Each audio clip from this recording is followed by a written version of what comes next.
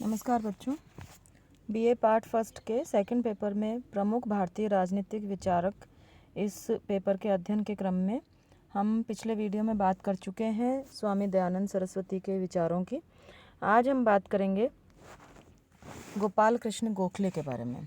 गोपाल कृष्ण गोखले को भारत के उदारवादी विचारकों के रूप के उसमें याद किया जाता है। गोपाल कृष्ण गोखले का जन्म महाराष्ट्र के रत्नागिरी जिले में एक छोटे से गांव में हुआ था जिसका नाम था कोटलक। उनका मैट्रिक परीक्षा वगैरह उत्तीर्ण करने के बाद में उनका सामने ये आया कि परिवार वालों के कि क्या उनको कॉलेज शिक्षा करनी चाहिए कि नहीं करनी चाहिए। कॉलेज जीवन भी उन्होंने अपना पढ़ाई वगैरह की अच्छी। वो एक शांत प्रकृति के छात्र हैं रहे, इस तरह का उल्लेख जो है किताबों में मिलता है।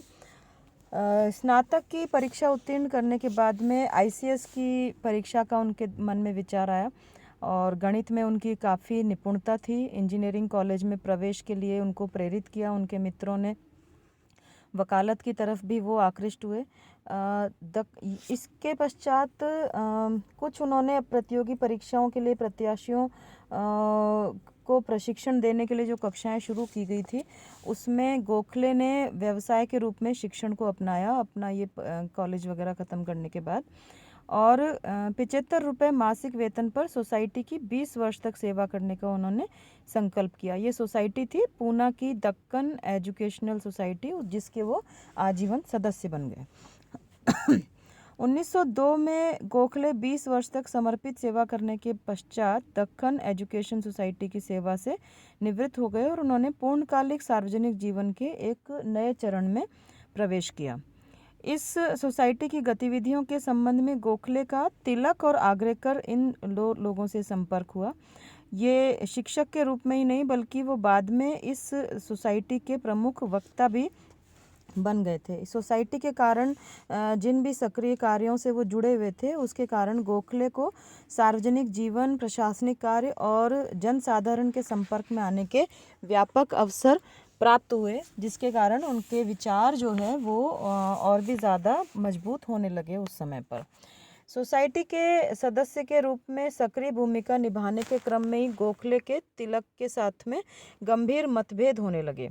1885 में गोखले जस्टिस रानाडे के संपर्क में आए।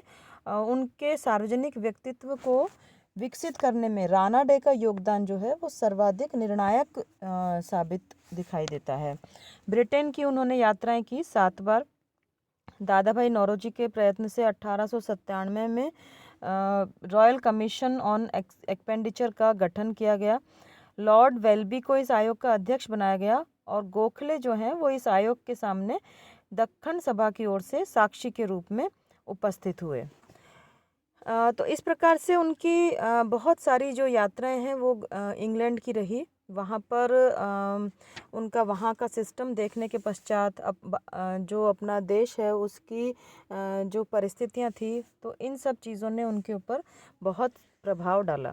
उनके व्यक्तित्व और विचारों पर जो प्रभाव थे उनके बारे में बिंदुवार कुछ 2-4 चीज़ें हम देख लेते हैं। जैसे कि परिवार का प्रभाव बहुत पड़ा उनके ऊपर।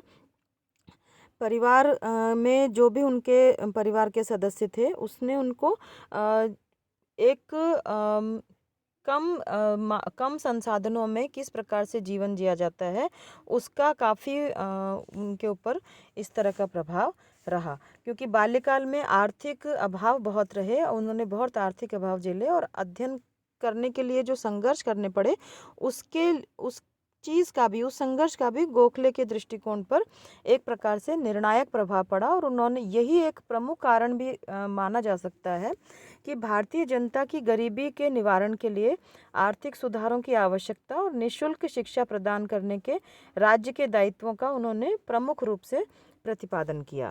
तो इस प्रकार से ये जो कुछ उनके और जो वो विचार थे वो अंग्रेज़ी शिक्षा से भी काफ़ी प्रभावित हुए गोखले। अंग्रेज़ी साहित्य के अतिरिक्त उन्होंने यूरोपीय साहित्य और इतिहास और राजनीतिक विकास का भी काफ़ी विस्तृत अध्ययन किया था। अंग्रेजी साहित्य, अंग्रेजी विवेकवाद और लोकतांत्रिक परंपराओं ने उनके जीवन और चिंतन की शैली पर इतना व्यापक प्रभाव डाला कि पश्चिमी उदारवाद उनकी वैचारिक मंथन का आधारशिला बन गया। कई व्यक्तियों से जो संपर्क हुआ उनका, वो भी एक बहुत निर्णायक रूप से उनके ऊपर इन्फ्लुएंस रहा, जैसे कि महादेव गोविंद रानाडे, दादा भाई नौरोजी, बाल गंगाधर तिलक, आगरेकर, फिरोज शाह मेहता, जीवी जोशी, इस तरह के जो लोग थे। तिलक और आगरेकर जो हैं वो उनका बहुत ज़्यादा प्रभाव रहा इन जो लोगों का मैंने जिक्र किया उनके बीच में।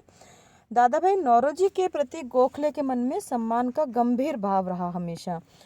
उनके लिए गोखले ने एक बार कहा कि अब तक मैं अपने जीवन में 3 ऐसे व्यक्तियों से मिला हूँ जिनके प्रति मेरे मन में गहरी प्रशंसा का भाव है।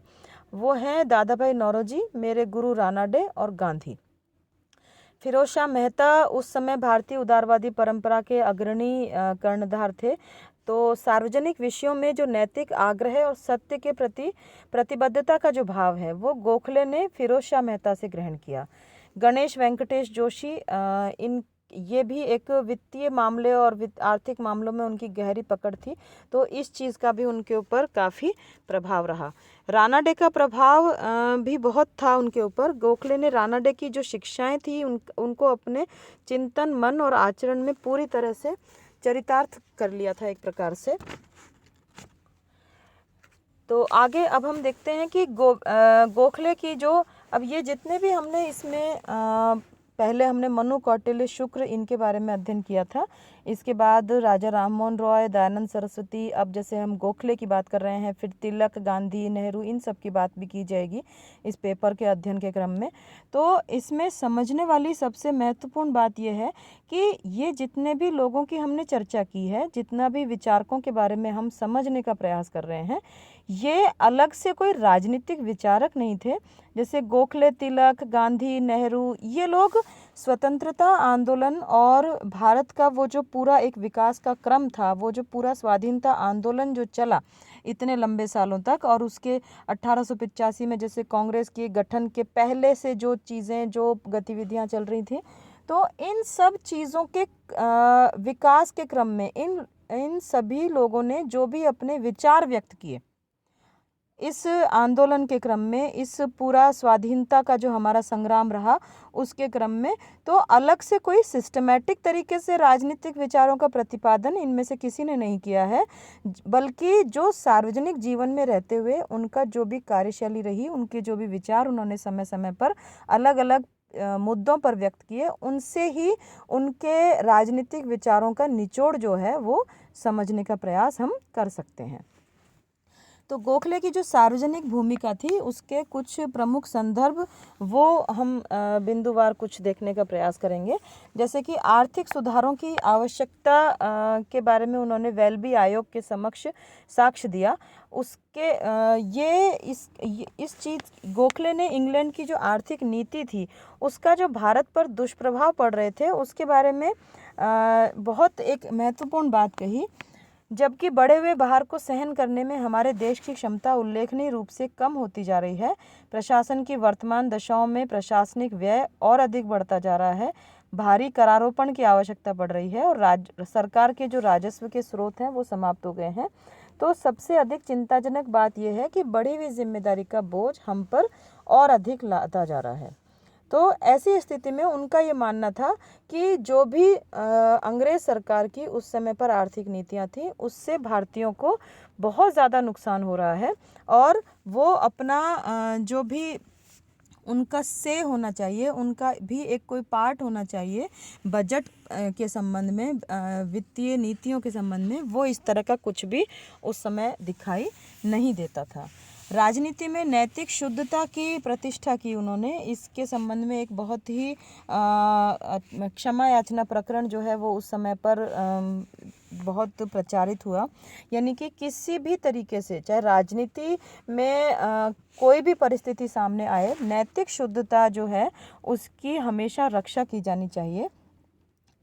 किसी भी तरीके से गलत मार्ग को अपनाना या फिर गलत बात करना, गलत चीज़ों के साथ देना, इन सब चीज़ों का बहुत उनका सख्त आग्रह था, बहुत उनका मजबूत उनके विचार थे, बहुत क्लियर उनके विचार थे कि ऐसा नहीं किया जाना चाहिए। क्षमा याचना उन्होंने मैनचेस्टर गार्जियन में जो कि कोई उस समय पर जो प्रकरण हुआ था वो आपको पुस्तकों में मिलेगा कि उनका बहुत उनको उस समय उस क्षमा याचना के कारण बहुत निंदा का भी सामना करना पड़ा, लेकिन इससे उनके नैतिक व्यक्तित्व की विजय अवश्य हुई। संवैधानिक संस्थाओं का सकारात्मक प्रयोग किया जाना चाहिए, ये उन्होंने अपना विधायक के रूप में भूमिका का निर्वहन करते हुए बहुत मजबूती से इस विचार को रखा। उनका ये मानना था कि अंग्रेज जो सरकार है, अंग्रेजी जो शासन है, वो उसके रहते हुए ही और अधिक उनमें संस्थाओं में हमारा पार्टिसिपेशन ज़्यादा से ज़्यादा होना चाहिए।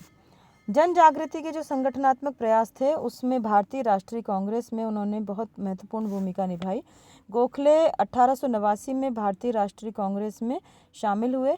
कांग्रेस को भारतीय जनता के अधिकारों के लिए संघर्ष का सक्रिय और सार्थक माध्यम बनाने के लिए गोखले पूरा जीवन प्रयत्नशील बने रहे। 1905 का जो कांग्रेस का बनारस का अधिवेशन हुआ था उसमें उन्हें सर्वसम्मति से कांग्रेस का अध्यक्ष चुना गया। फिर कांग्रेस में उदारवादी और उग्र राष्ट्रवादियों के मध्य जो मतभेद था वो 1907 में सूरत के अधिवेशन में खुलकर के सामने आया, जिसमें परिणति इस प्रकार से हुई कि कांग्रेस का विभाजन हो गया। तो 1911 के बाद के जितने भी वर्ष थे उसमें गोखले कांग्रेस के वापस से एकीकरण के लिए प्रयत्नशील रहे। 1916 में जब कांग्रेस का वापस एकीकरण संभव हुआ तब तक दुर्भाग्यपूर्ण तरीके से गोखले की मृत्यु हो चुकी थी। तो इस प्रकार से हम ये देखते हैं कि उनका बहुत एक सक्रिय भूमिका जो है वो गोखले की रही उस समय के सार्वजनिक जीवन में, राजनीतिक जीवन में। Thank you.